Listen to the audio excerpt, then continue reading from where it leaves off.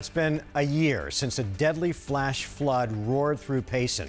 Fast-moving water killing 10 people at a family get-together. Team 12's Jessica DeNova shows us what's changed since then to keep everyone safe.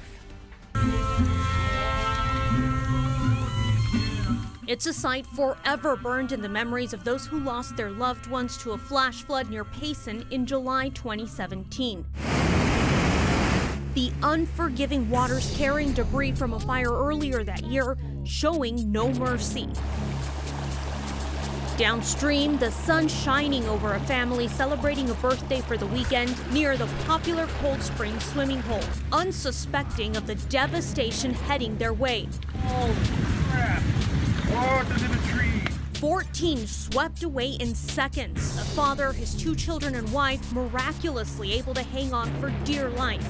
I just feel lucky because, I survived one of the many things that you can't escape. But not all were as lucky. Among the 10 dead, 5 children, the youngest only 2 years old. Hector Miguel is my brother. He has to be found. They can't stop looking until he's found. Hector Miguel Garnica, the last of the victims found dead in the muddy debris. The weather not cooperating. Crews led by the Gila County Sheriff's Office forced to call off the search 4 nights. The weather over my right shoulder is starting to build a little bit.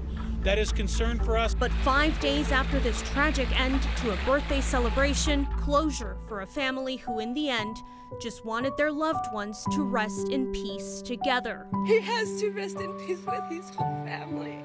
But he always said, I'm never leaving my children and my wife.